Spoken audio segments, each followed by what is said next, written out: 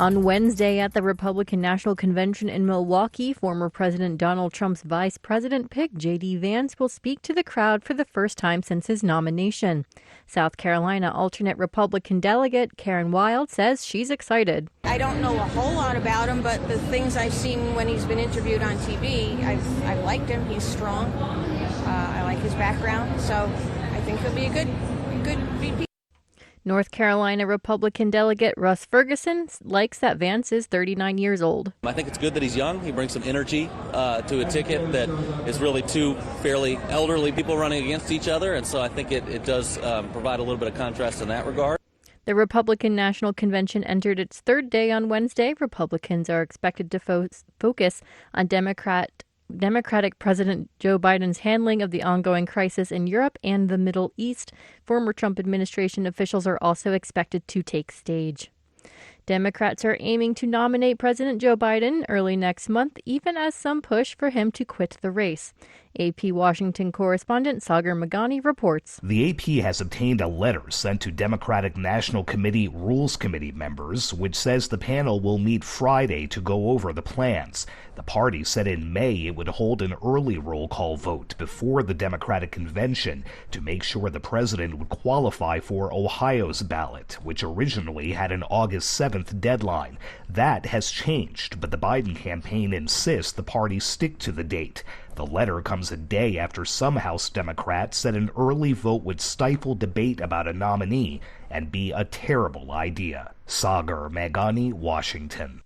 For additional stories 24 hours a day, visit voanews.com. This is VOA News. Israeli Prime Minister Benjamin Netanyahu was slammed for his United States trip amid stalled hostage talks.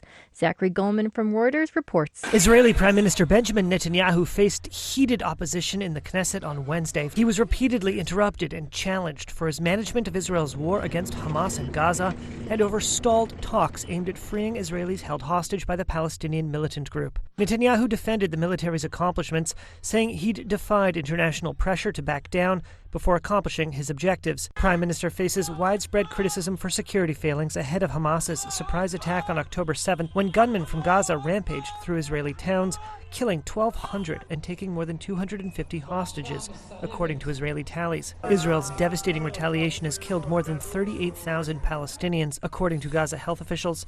Reuters, Zachary Goldman.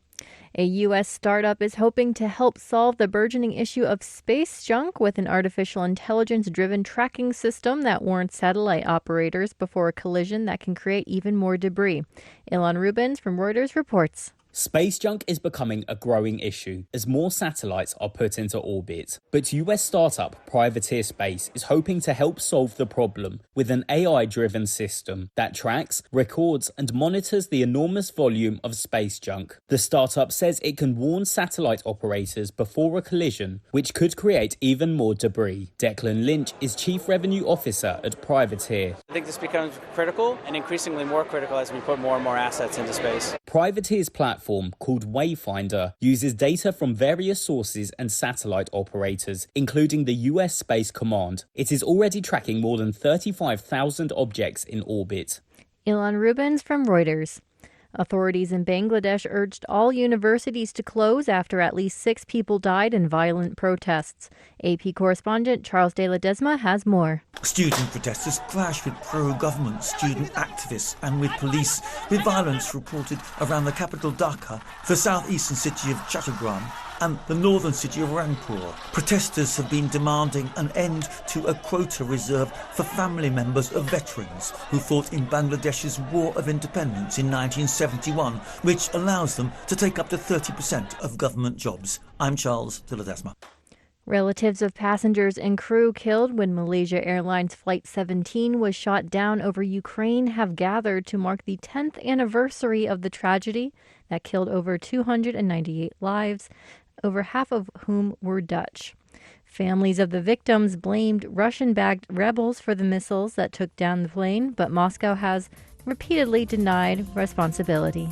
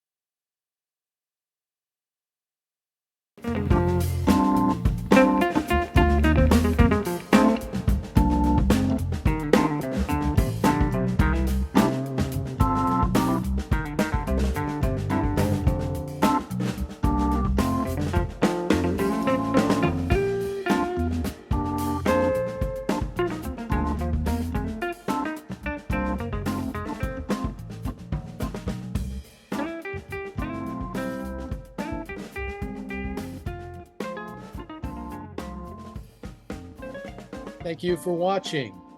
Can you do me a favor? Please leave a comment in the comment section below. That would really help. Thank you, and see you again soon.